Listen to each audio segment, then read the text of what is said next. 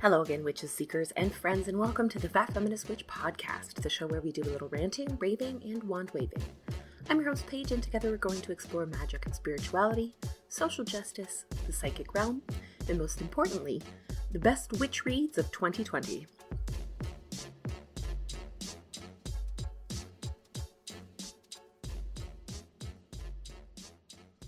Hey friends, thank you so much for joining me today while I share some of my favorite witchy books of the year and look at some of the ones that I'm looking forward to in 2021.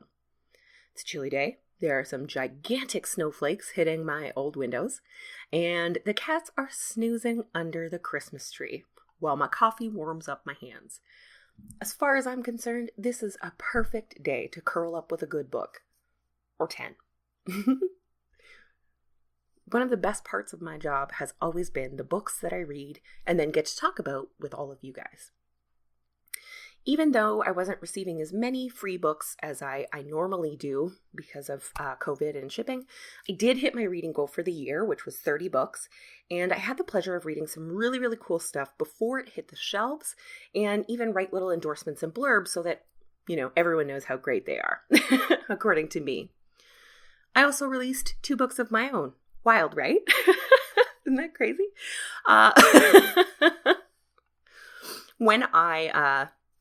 Fun story, in the original draft of this episode, like when I first started writing it, I wrote it out and I got all the way to the end, proofreading, and I realized that I did not mention at all the 2 books that changed my life the most this year, which were the ones that I wrote.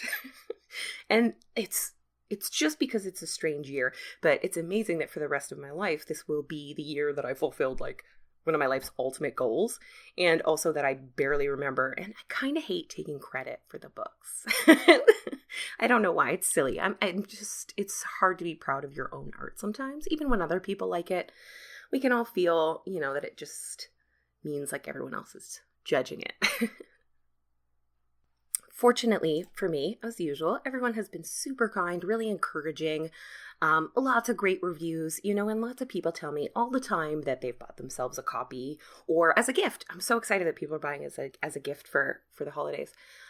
Thank you so much to everyone who read it, who shared it, who checked it out, anything.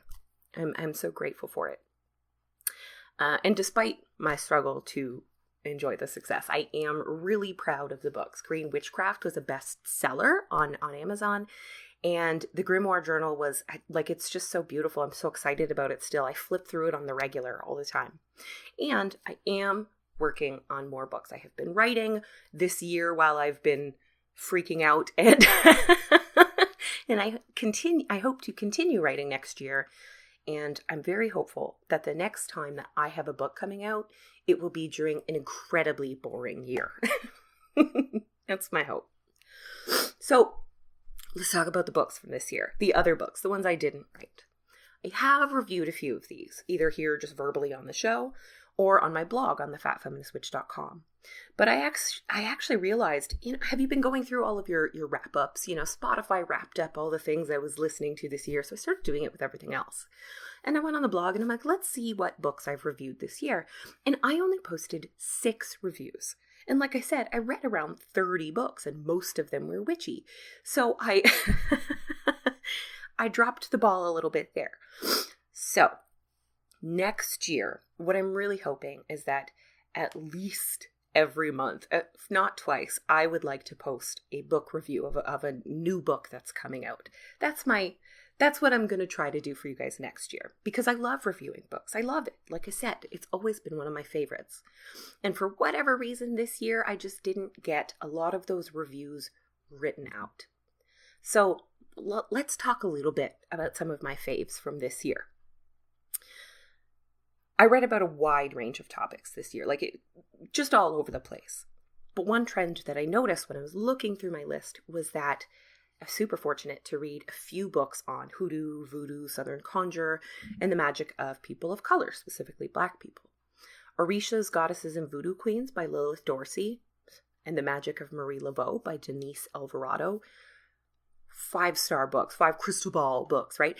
I was totally captivated. They were full of stories of powerful magical women and spirits. And it really opened my eyes to the benefits of different ways of practicing and of worshiping. In a lot of these African traditional religions, you have a large spiritual community. You have elders. You have different people that are being initiated into these traditions, into paths, and are connected to different spirits, to different deities, to different Orishas and goddesses. And so you have a whole bunch of different people that you go through, that you work with, that you get to know through your spirituality. And that means there's a lot of rules and there's a lot of initiations, and you really need other people. And I've always been kind of a loner, right? I'm someone who likes to kind of make up my own thing as I go along. But I saw the benefit of that, and I started to think, wow, how beautiful must that be to have all of these people who've been practicing, for generations. And you have generations of people, you have whole big families. So cool. Both of these books taught me a lot of really new things. First of all, a lot of history. They both had really cool history, as well as stories. And both of them gave me just enough information, along with encouragement, to do my own research. So throughout the year, I've gone back and looked at more books in this topic, more articles, more, Wikipedia pages, more, more what have you, so I could learn even more. In a similar vein, I read a few books this year that deal with curses and hexes and baneful magic. This is a topic I've always been curious about, probably because it was taboo and hard to find information when I was younger and I was starting out. So this year, it kind of popped into the forefront because Utterly Wicked by Dorothy Morrison was re-released this year. This is an older book that I always had trouble getting a hold of, and this year it was re-released. And this was a really cool book to kind of explain baneful magic and what it is. And it tells you about curses and hexes and where a lot of them come from, which is hoodoo. A lot of hoodoo and voodoo magic has this, it's magic to protect yourself, to fight back against injustice, to, get freedom, to control other people. That is just something that is more common in that style of witchery. So I ended up reading quite a few books in that topic. Another one I liked this year was by Miss Aida, Hoodoo Cleansing and Protection Magic. Just fantastic. And because I was reading it, I also got her book of curses and hexes. These books are so, so interesting. And Miss Aida herself, not only does she make me laugh, I think she's great, but I'm so in awe of her knowledge and wisdom. Like I felt like I was in a class and listening to a teacher and just like I wanted to write everything down. So it can be a little harder to get some of her past books because, just the way they released it and what have you. But I highly recommend checking them out if you're curious about curses, if you're curious about protection from curses. I thought both books were great. One book that I really liked, much to my own surprise, was The Junior Witch's Handbook by Nikki Van de Kar. I don't have kids, and despite how I feel in my heart and the way I dress, I definitely am not a kid. So while I was reading this book, I imagined these spells and these rituals being done by really neat, witchy little kids, and it made me so happy. It really made me smile. Especially in a weird year like this. Reading this book, and thinking about the kids that could be learning from it, it just gives me this little bit of hope for the future, I hope that in the future we have even more books like this that are specifically for younger readers, new witchy readers, new kids who are trying to get into magic, and that help those of you who've taken on the incredible responsibility of having children. I'm hoping there's more books that help you raise really thoughtful and weird and witchy little kids just all over the world. I have been thinking about this book basically since I read it and how interesting how little actually had to change for that book to be something that kids could understand. And that made me kind of happy. I often feel like my practice and tarot reading and all of that is not for kids. And I have a hard time using my magic to I don't know, to do anything for the kids in my life or to learn about kids or anything like that. And this book kind of bridged that gap a little bit. It also got me back to my roots a little bit because I was a kid when I started practicing. And I noticed that, I've been hanging out in the park and doing a lot more kid type magic, I went to my favorite park and visited a haunted building that scared me when I was a kid. I did a lot of wishing on dandelions. I loved it.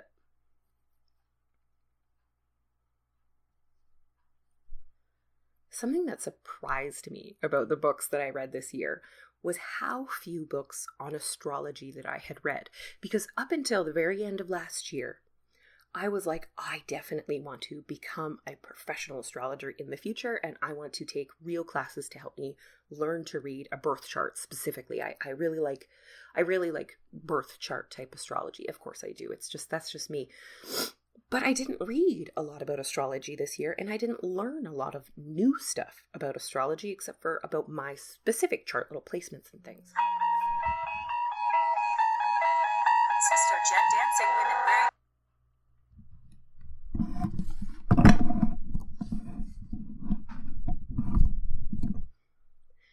In fact, the only full astrology book that I actually read and understood was Astrology for Real Relationships by Jessica Lanyadoo, which was great, obviously, because everything Jessica Lanyadoo does is great.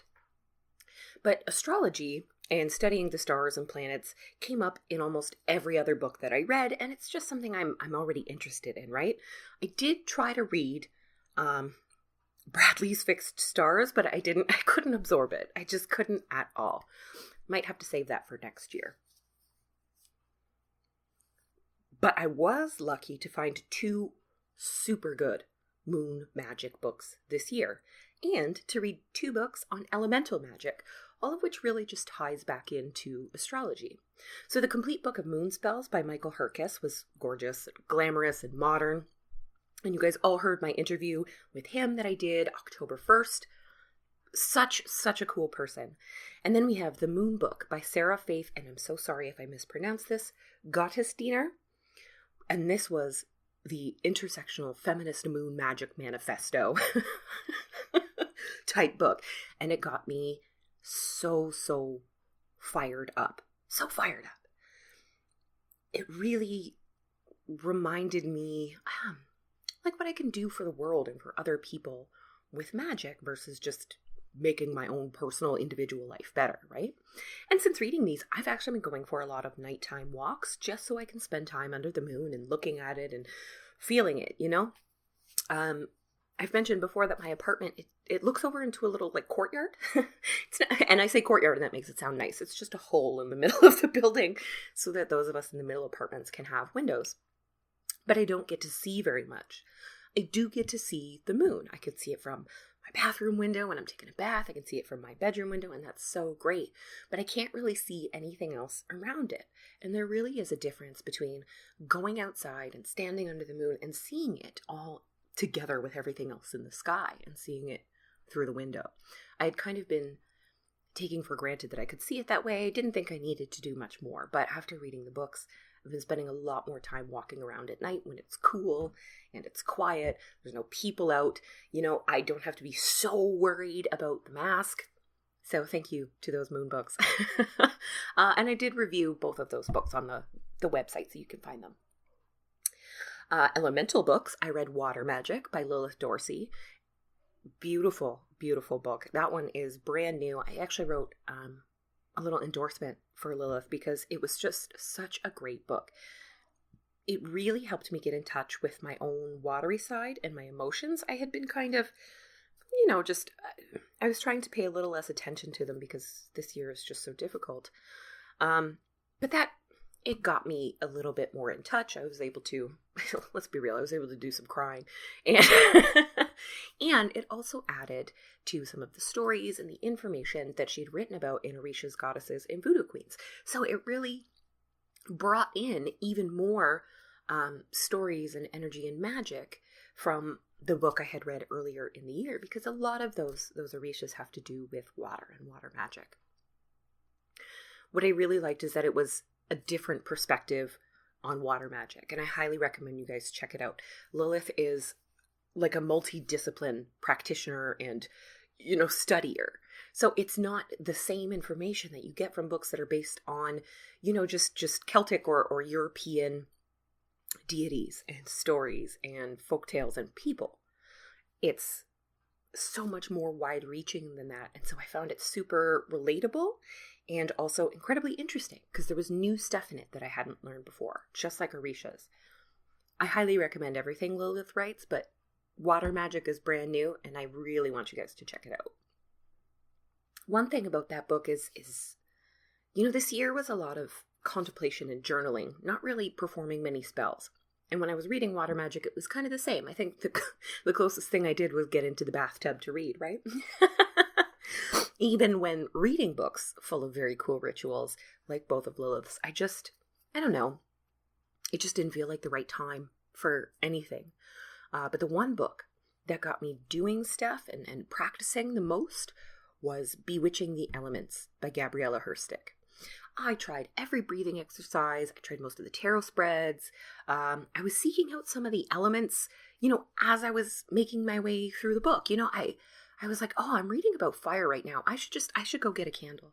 I'm about to start the water chapter. Let's just, grab a nice big bottle of water or get into a bath or something. It's a very active book. And I love Gabriella's voice. She was also on the show this year, and I think she is just the coolest. She is just such a cool and unique person. And the way she writes is it's her personality. She really writes the way it feels like she'd be talking to you if you were a friend and she was sharing this amazing thing that she's been doing. It was also very, very encouraging, and it was very much about accessing your own unique magic. So like I said, I was, lighting candles. I did all the breath work, and I've been continuing to do some of those breathing exercises, all of which I thought were fantastic. Hopped in the bath. I walked outside. I did everything. This book also helped me connect with an element that I've always struggled with. Everyone has, an element or two that they're really aligned with that come very easy to them, and some that might be a little bit more difficult. And for me, that element was air. And this is an element I've always found it just kind of cold and unfeeling. Probably because one of the ways I use the elements most is the tarot. And air in the tarot is represented by the suit of swords. And all of the swords, they're sharp. They're a little bit cold. They're more about logic and thinking than they are about feeling. But this is not the vibe you get about air throughout Bewitching the Elements. Instead, air is inspiration and expression and devotion and creation. It was just so many things that I'd never equated with air. And this is probably because Gabriella herself is an air sign. She is an Aquarius. And in the interview I did with her earlier in this year, we talk about it a little bit, how that perspective is so different. When you read books about the elements that are written by someone who doesn't associate well with air, you do get that cold and unfeeling perspective. But from her, it felt so, I don't know if warm is the right word, just, it was just something I wanted to have around me more. So all of these books that I mentioned, I reviewed on the website or in the show here. And I will put a link in the description so that you guys can find all of the reviews and see exactly what I thought and what I liked and what I didn't. But I also read a lot of books this year that I did not get a chance to write a review for. And when I say that, I mean I did not write a review for them because I didn't. That's not to say I'll never write that review, but I haven't yet.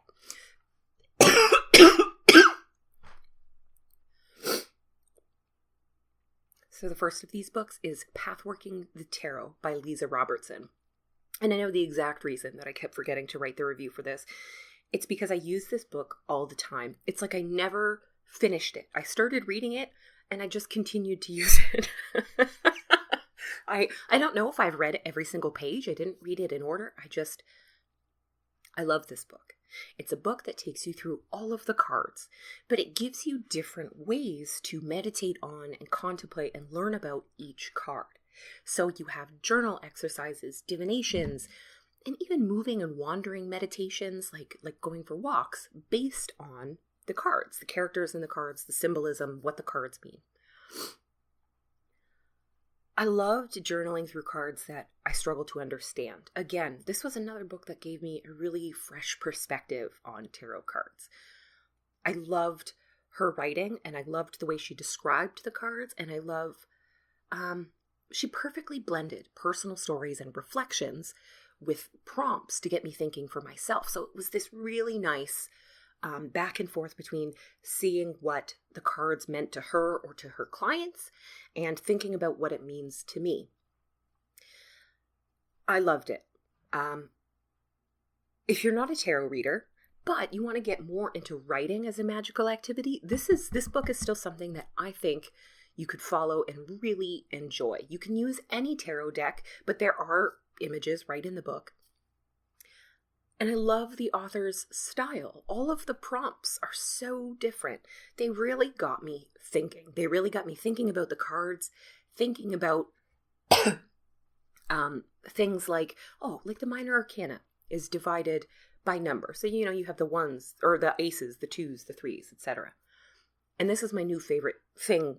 Tarot books like this are my new favorite thing, possibly because of this. I loved reading what a certain number meant in all four suits. So the number 3 in all four suits, and it takes you through wands, cups, pentacles, and swords. So you see the common threads between them. You see why they're all the number 3 and why they mean what they do. So that obviously influenced my episode on numerology. I think that was the last one I did, my previous episode on numerology. This was one book that really got me thinking about that more. So now this book, which sits in my nightstand where I keep my journal, if I want to write, but I don't know what to write, I don't know what I want to get off my chest, anything, I'll just pull a random tarot card and open up this book for direction. And it hasn't failed me yet. It's a really well-balanced tarot deck. It's not scary, but it's not, bubblegum positive. And it gives you a peek at all different sides of this card, so you have a lot to write about. And depending on the deck you use, you could have even more because there's different symbolism in it. It triggers different things in your brains and your emotions. So Pathworking the Tarot by Lisa Robertson, I highly, highly recommend. Another book I read and loved is The Magical Writing Grimoire by Lisa Marie Basile. Of course. So this book, amazing follow-up to Light Magic for Dark Times, it's gonna remain one of my favorite witch books of all time. And it is just as compassionate and poetic and insightful as Light Magic for Dark Times. Lisa's a fucking treasure, honestly. I just think she's the coolest. Writing was big for me this year. Not doing work-related writing for which I could be paid, of course. Who wants to do that? But journaling and using books and writing for contemplation and for healing myself. So this book, The Magical Writing Grimoire, helps you develop a regular writing practice. It gives you ideas and prompts and inspiration for what to write, and has a bunch of really cool creative rituals. So if you want to create a grimoire for yourself, this book can totally get you on the way. If you already have one and you are looking for new ways to use your grimoire, this book is the place to go. One of my favorites was Eulogy for the Past. So great. I got this big roll of craft paper. It tells you to grab a piece of paper and draw a little blah, blah, blah. I got a big roll of craft paper so I could lay on the ground on my belly. And what you do is basically make this big, beautiful graveyard and make grave markers for the things that I've never been able to truly leave behind. Say goodbye. Leave some flowers. Think about what those things meant for me and why it's time to leave them behind. I loved that prompt. We read this in The Witch and Bitch, and there was a prompt with the Magician Tarot card. And it had a craft to create the infinity sign, that loop, for yourself. And someone in our group used the Magician card from the Herb Crafter's Tarot, which is a sunflower. So she made this big, beautiful, and I can't remember the name of the infinity symbol now. I just am totally blanking. But it was this big, beautiful infinity symbol with a nice big sunflower in the middle and symbols all around the outside. I talked recently about how cool it was in this book that she wrote about creating your own magical alphabet. And that's what this person in our group did. They created their own alphabet, and then they wrote their own magical invocation or affirmation around the outside of their infinity symbol in their own magical alphabet. And it was so beautiful. And I've been drawing the infinity symbol and elements of the magician since I read it. Much like Light Magic for Dark Times, this book really feels like a loving friend that's there to help me and accept the sadder and the darker parts of myself and help me accept those things, you know? I honestly can't recommend it enough. It's beautiful. I bought both the ebook and the physical copy. The physical copy of Light Magic for Dark Times, beautiful, absolutely beautiful, right? Features really gorgeous artwork, but the font is really super small. Just a heads up, same is true for Magical Writing Grimoire. It's small font, still beautiful. I can read it, but if you need a larger font and you still want to enjoy the artwork and everything, I bought the ebook, the Kindle, and it was great. It was so great. It was so easy to read through, and I still used the actual physical book. So just in case you guys are looking for something like that. Something I really loved about this book is that Lisa, she totally acknowledges the reality of, you know, something like self-help and self-improvement in a capitalist society that is it's just full of inequity. You know what I mean?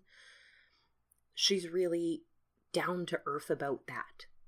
So manifesting money in her book doesn't really ignore systemic poverty. And pages about forgiveness remind you that you choose who to forgive and why is up to you, and that you don't actually owe that to anybody. So I found the book both very soothing and empowering. You know, it had this very chill vibe, but it also, it got me thinking more. It got me thinking more about how I feel, about how I express my feelings. And I've noticed that the way I journal has changed since reading the book and following some of the prompts. She also has, you know, really cool prompts for reflecting on other tarot cards, using astrological signs to write poetry, for following the moon phases. So cool. It's secular, it's perfectly witchy, but fully open and accessible to anyone. This is a book that I could comfortably recommend to a friend who is not necessarily a witch, and I know that they could get something real out of it. So The Magical Writing Grimoire by Lisa Marie Basile, highly recommend. That's a 5 crystal ball kind of book. I know from experience that anxiety, fear, and depression can keep you from manifesting your most magical life on the best of days. And witches, these days are not the best. That's why, if you're struggling or feeling lost, I want you to consider reaching out to a professional licensed therapist through BetterHelp. Within 24 hours, they'll assess your needs and match you with a therapist that is specially trained to deal with everything from depression and anxiety to grief, conflicts at home, and even sexuality and gender across the spectrum. It's all online, so there's no awkward social distancing in the waiting room. You're in the comfort and safety of home. You can message your therapist anytime and schedule weekly audio or video chat sessions. The service is available worldwide. It's more affordable than in-person therapy, and they offer financial aid to those who need it. Lately, so many people have been reaching out that BetterHelp is actually recruiting more counselors in all 50 states right now. I want you to manifest the life of your dreams, starting today. As a listener, you can get 10% off your first month by visiting betterhelp.com/fatfeministwitch. Join over 1 million people taking charge of their mental health. Again, that's BetterHelp, HELP.com/fatfeministwitch.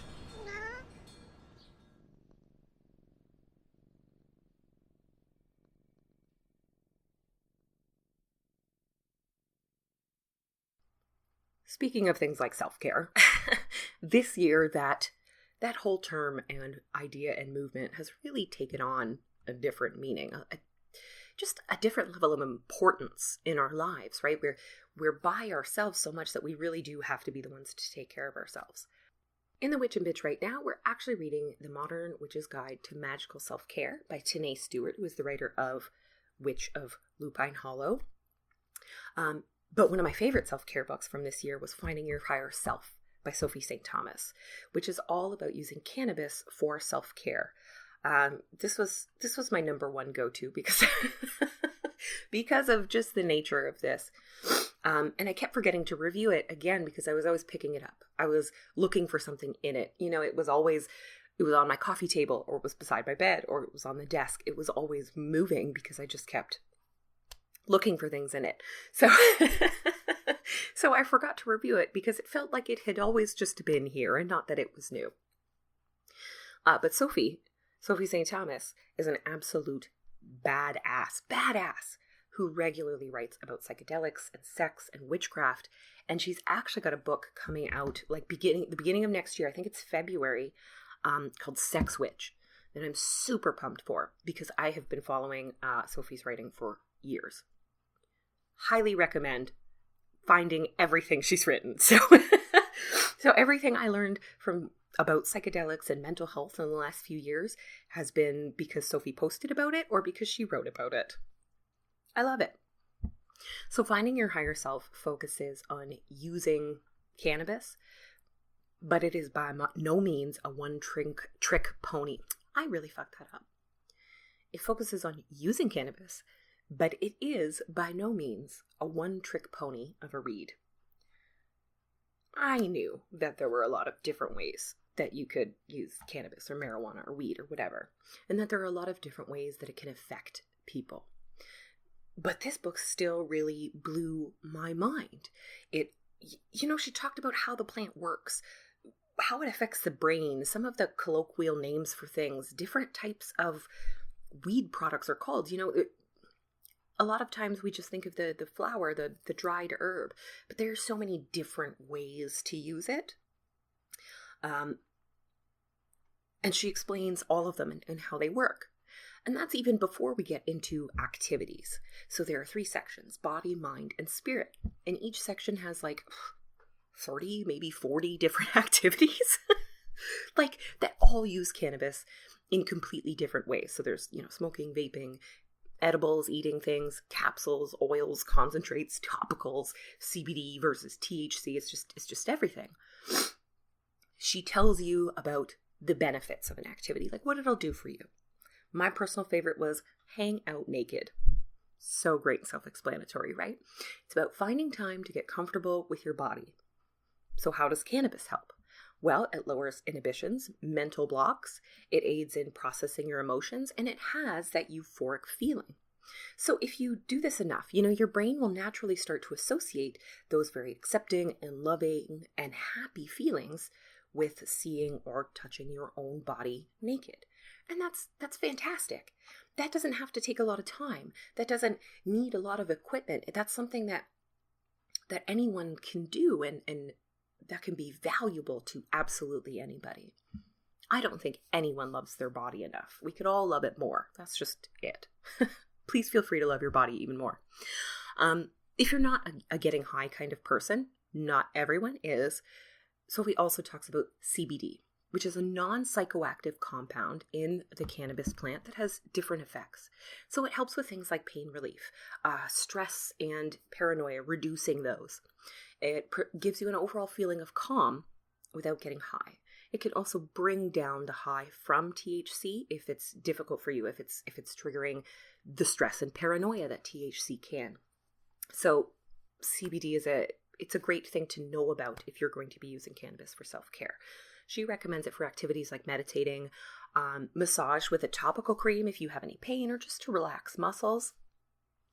So she really goes over a full spectrum of ways to use the plant and to care for yourself using it. This year, I've actually struggled with the ways that I use cannabis, including like literally intake-wise. I smoke the dried flower, and I don't enjoy that. Smoking is gross. And I mean, I gotta wash my walls, and, ashtrays are disgusting. Everything about it is absolutely gross. But the effects I get from that method of intake are, the best ones that I've found. But this book is helping me be a little more mindful. It is helping me think about how I'm using cannabis. Is this a crutch or is this a self-care? Is this something that I'm using to escape? And what am I escaping from? Is this something I need to do right now? Or is this something that, I don't need to do right now? Whatever. And if you are someone who's already smoking or ingesting and you're all high or you're chilled out and pain-free because you use CBD and you just want to do something interesting, flip through the book. You know what I mean? Like, you don't always have to get high and watch TV. You can do some really fun activities. You can meditate. You can draw a bath. You can cook a certain something. You can go out and go for a walk and think about certain topics. Some activities will take you just a few minutes. Some can occupy you for hours or can be something you work on over time. Some include really specific ways of ingesting cannabis. And some can just be done with whatever method you choose. It's a really well-written book, really fun, it's simultaneously to the point and gives you lots of information, which is exactly, that's my perfect, that is my perfect cross-section. I really love it, and I'm very much looking forward to Sex Witch from Sophie St. Thomas next year. When I originally conceived of this episode, I was like, okay, cool. I'm going to talk about the books I read, and then I'm going to tell everyone my favorite book of the year so that they can, get really excited about it.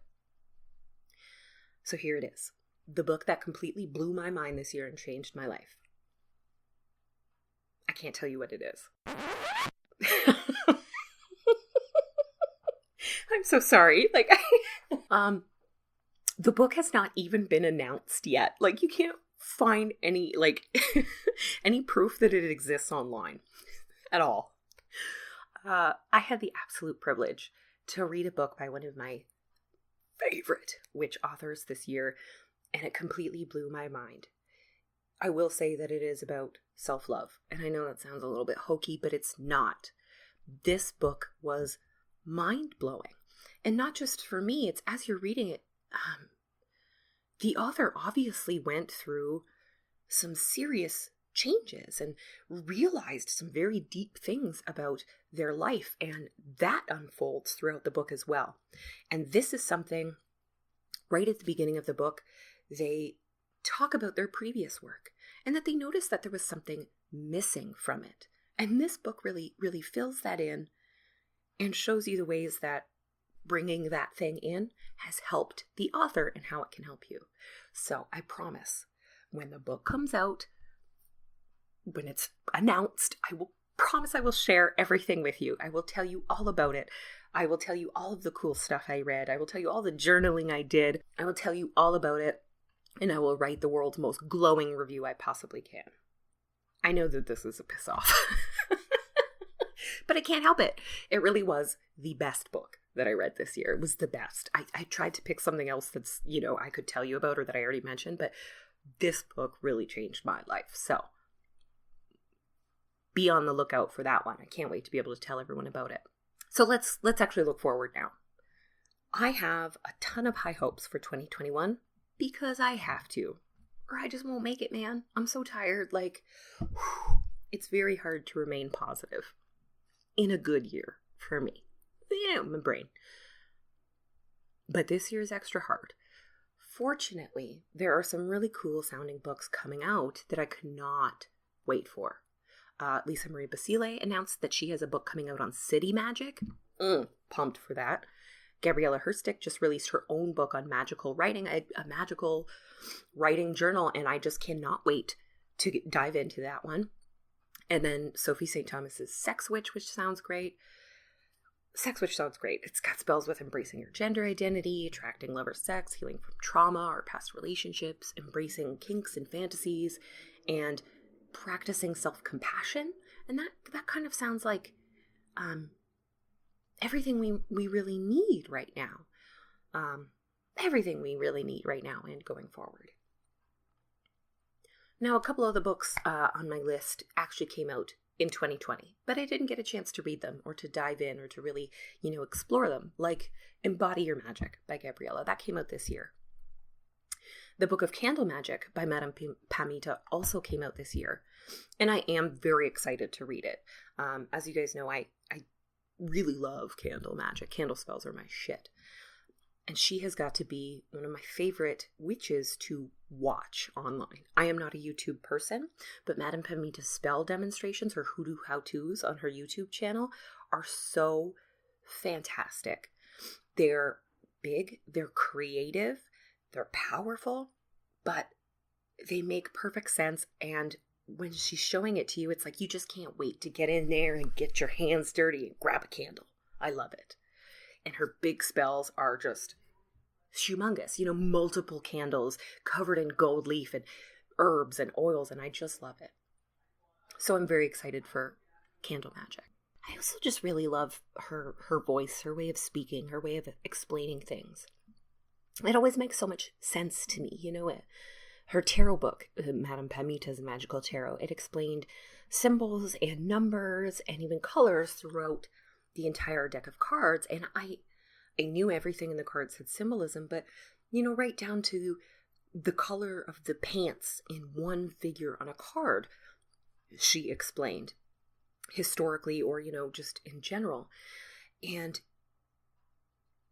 that book really blew my mind when it comes to tarot, the actual symbols.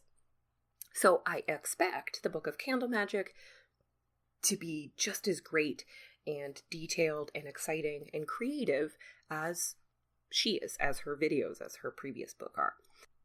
Another book from a favorite of mine that came out this year is Witch Hunt by Kristen J. Soleil, who also wrote Witches, Sluts, Feminists. And Witch Hunt covers locations of historical witch hunts and hangings and etc. around the world, the effect that it had on those places, centuries later, and how the archetype of the witch, especially in relation to her identity as, the prey in these hunts, how that still resonates with all of us and with feminism. So it's like history meets travel guide meets feminist witch theory. Those are all my favorite things. I'm so excited about that. So I'm definitely going to check that out. So coming out next year, we have a book called Missing Witches, which is actually written by two Canadian writers, Risa Dickens and Amy Torok. And I went to school with a girl named Amy Torok, and I looked, and it's not the same Amy Torok that I know, so that's exciting. But Missing Witches comes out in March, and it sounds incredibly interesting. It seems to be a blend of feminist witchy history and modern practices and rituals. So just listen to this description. Through meditations, stories, and practices, authors Risa Dickens and Amy Torok offer an intersectional contemporary lens for uncovering and reconnecting with feminist witch history. Sharing traditions from all over the world, from Harlem to Haiti, Oaxaca to Mesopotamia, Missing Witches introduces readers to figures like Monica Sue, H.P. Blavatsky, Maria Sabina, and sheds light on their work and the cultural and socio-political contexts that shaped it. Structured around the 8 Sabbats of the Wheel of the Year, each chapter includes invocations, rituals, and offerings that incorporate the author's own wisdom, histories, and journeys of trauma, loss, and empowerment. I am so curious about this. Especially because, the people listed there, the only one I know is H.P. Blavatsky, Helena Blavatsky, Madame Blavatsky, I talked about her in a past Halloween episode about Victorian spiritism and mediumship. So considering there's only one name on that list I recognize, that means I will be learning a whole bunch of new stuff from this one and about some really cool historical figures, it seems. So I'm very excited about that. We've got historical witches, but I also love seeing how modern witches live. I love seeing how modern witches live. So I've been coveting Major Arcana, Portraits of Witches in America by Frances Denny since before it even came out last month. I just keep looking at it. And this book, this is a photo book. It's a photographic exploration of contemporary witches all throughout the U.S. And it features essays by those witches and Pam Grossman, who is the host of The Witch Wave. This is actually one I'm hoping to get myself for Christmas or my birthday. So I can take some time and really explore those photos while I take a little bit of holiday time off, right? I'm just one of those people who can stare at photos and paintings for hours. It's like I'm reading it, right? If you ever go to a museum with me, just be prepared to leave me behind and keep going if I see something that I can't get enough of. The last time it happened, I was at a Frida Kahlo exhibit in Detroit. And I stared at the painting. It's very small even. So, and I was like so far away. Henry Ford Hospital, 1932. I swear I stared at it. Just sat there like memorizing every single little bit for a solid half hour. And every 10 minutes, my friend just kept, checking in and making sure I was still there while she looked at other things. I was grateful for that. Oh, there was also a painting by Mary Pratt, Canadian artist. And it was just a big close-up of these juicy pomegranates on a cutting board with a knife and the red juice everywhere. And she got the color so perfect, I could practically taste this painting. I stared at it for like 10 minutes and I went back 3 times before I left the museum. And I actually took a secret picture with my phone that I wasn't allowed because I loved it so much. Anyway, that was a tangent. I'm sorry. Oh, so I expect to be staring at every tiny detail in every book in that photo for days at a time. I'm pretty pumped about that. I also want to read Art of the Occult by S. Elizabeth, which came out this October. So maybe next year I'm going to have some really cool art witches on this show because I'm getting pumped. As I make my way through the list of things next year that I want to read, I've realized that I've chosen a lot of books specifically about the practices of North American witches. Now, I do that a lot, but I kind of sought it out without really realizing it. So New World Witchery by Corey Hutchison, who is the host of the wonderful podcast of the same name, is full of North American folktales and profiles of magical people from the continent, and that comes out in April. I actually have like the digital copy. It's just waiting for me so until I have time to start it. In May, American Brujeria by J. Ellen Cross comes out. And this is all about Mexican brujeria, and it's, how it's practiced by those who live outside of Mexico. So people with Mexican roots, how they practice their Mexican witchcraft in other parts of the world. So it covers everything from the practices roots in Mexico, folk saints, and Catholicism to spellcasting, oil mixing, and the art of limpias or spiritual cleansing. There's also the Little Book of Root Work by Paris Ajana, also known as Hoodoo Goddess on Instagram. She's so cool. And that just came out maybe a few weeks ago. Super excited for that because she's descended from both Black and Filipino root workers. So I'm hoping to see, some influences from both sides in the book. And again, see a totally different perspective on root work from what I've read in other books. I'm very excited for all of those. Maybe I have been so sad that I'm not able to travel, but even just travel around my continent. I haven't been around Canada and the US very much, but I want to see so much more of it. I've only seen like 2% of it, and I think I've been thinking of it because I'm not allowed. So I guess I can travel in my imagination. I'm going to get myself Witch Hunt, and I've got Corey's book. I'm going to get American Brujeria. I'm going to get the Little Book of Root Work, and I'm just going to go on my armchair magical North American vacation. Every year, I try to read some books that are they're fun. They're still legit and witchy, but they're fun because I always say that magic and witchcraft should be fun. It should be something you enjoy. It shouldn't be something that you feel obligated to do, that you hate doing the entire time. It should be fun. I actually read a couple of really fun books this year, but I still had a hard time enjoying them just because of everything. I couldn't use a lot of the cool stuff. Weird. So far, I found 3 books that come out next year that look super fun or silly, but still very legitimately witchy. So the first is The Joy of Hex. Amazing title. Modern Spells Without All the Bullshit by Nina Khan. Like, the title alone just made me giggle. And this part of the description just totally sold me. It says, unleash a glitter bomb of feminine power onto the world and make happy happen with Nina Khan's The Joy of Hex, the friendly user's guide to the best spells in the cosmos. That was just like, it's got this Miss Cleo vibe to it that I so enjoy. Then we have Tarot and Tequila by David Ross, which is described as a positive and spiritually uplifting guide that includes both basic and humorous tequila-inspired meaning of all 78 tarot cards that both beginners and experienced tarot readers will relate to. And there's a special tequila-based cocktail for every single major arcana card. I love that shit. I actually read 2 books this year about magical cocktails, and my next episode is going to be about magical cocktails and potions and brews, so make sure you tune in for that. And I just thought all of these drinks were really fun and creative. It was just such a, and it makes sense. I know what a lot of herbs mean, so the alcohols made from those plants, of course, would have a lot of those properties. I love potions.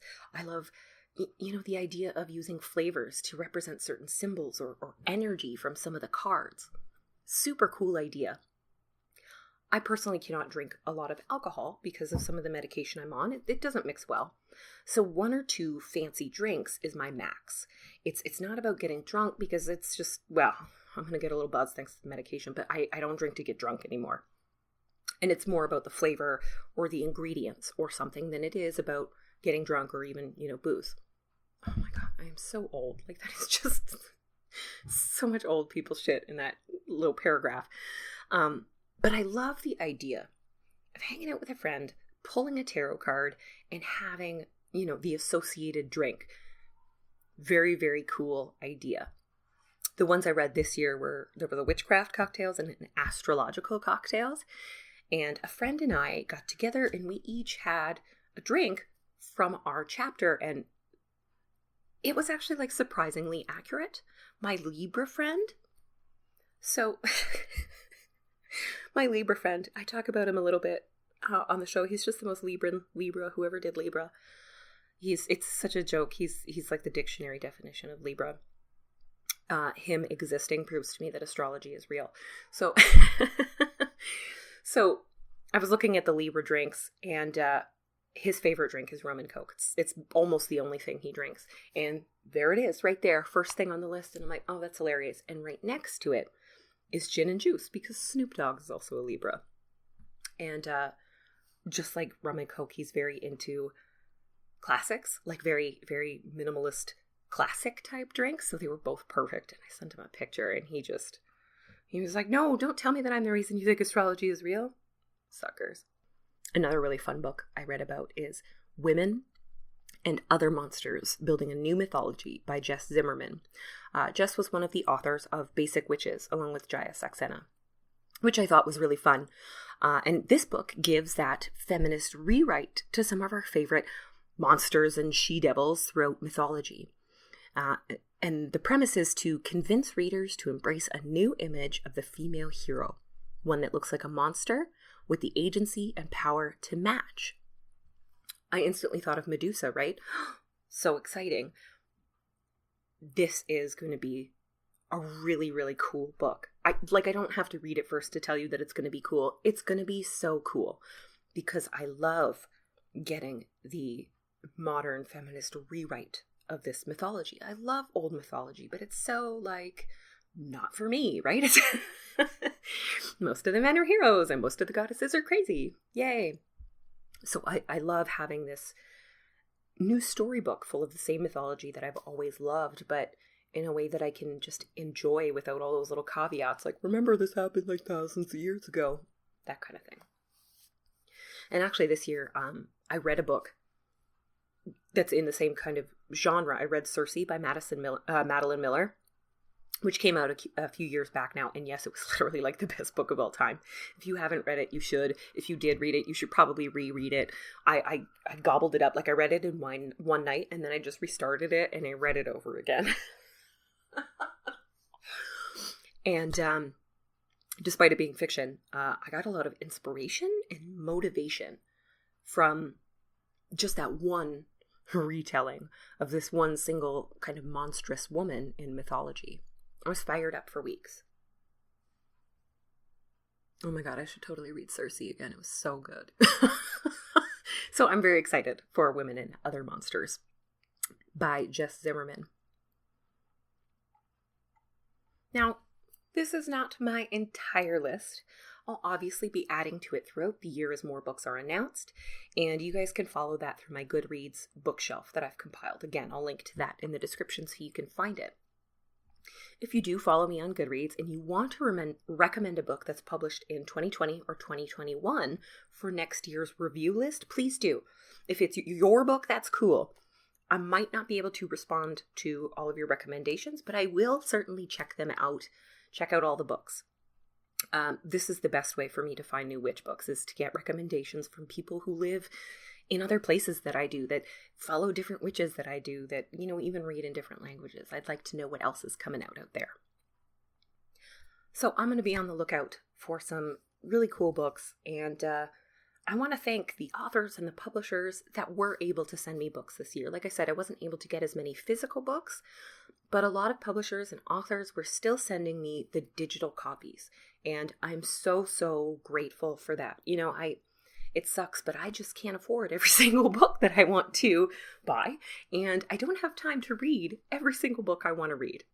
The true tragedy of, being a human and having to sleep, I guess.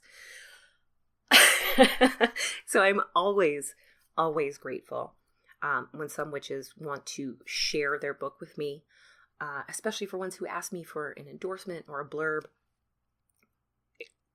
I'm truly honored. I read some fantastic books this year. All the ones I listed are very highly rated, and I have really high hopes for everything that's coming out next year, and I'm excited to see everything I haven't heard about yet. So we've come to the end now of our WitchReads 2020 wrap-up.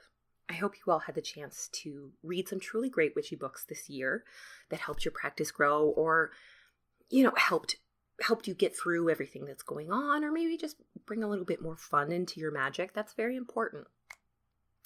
And I can't wait to see what you guys are reading next year, what you guys are looking forward to, what some of you are writing next year, probably this year. I can't wait.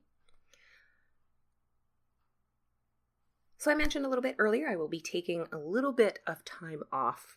January, there will not be an episode of the podcast coming out. I wanted to say that I'm going to take some time off, but I'm not really taking time off. I'm doing some personal spiritual work just for myself. Something I noticed this year is just this thought that I had, just this thought that I kept having, where it was like, I haven't done my morning reading in a few days. I really got to remember to do that so I can post it to Instagram. I haven't done any spells or rituals in months. Maybe I should do one so that I can, post it online and share it with people. And it's just that, so I can post it, so I can share it, so it can be part of, the entire Fat Feminist Witch brand of magic. And that's not why I do that. I don't want that to be my motivation, because it's not a huge motivation for me. It's the other way around. The things that motivate me to do spiritual work just for myself, for my community, for my planet, for my own peace of mind, is what is supposed to influence my work here on the show. And I've just got it a little bit backwards, probably because inspiration is hard to come by these days. So I have one more episode coming out later this month, and then we are off for January, and I will be back in February with some really cool episodes about love and sex especially.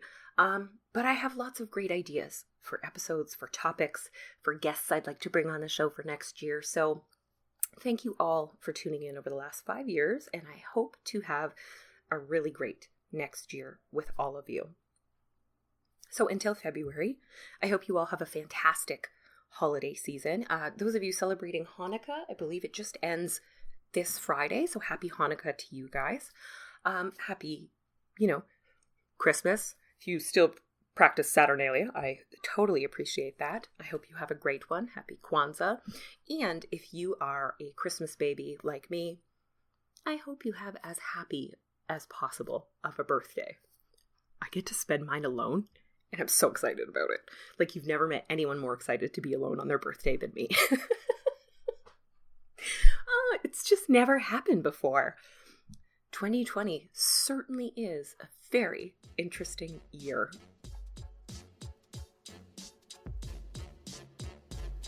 To learn more about me or the Fat Feminist Witch podcast, check out my website at thefatfeministwitch.com or find me on Twitter, Instagram, or Facebook. To support the show, you can, of course, buy my books Green Witchcraft and the Grimoire Journal, and you can buy them from anywhere.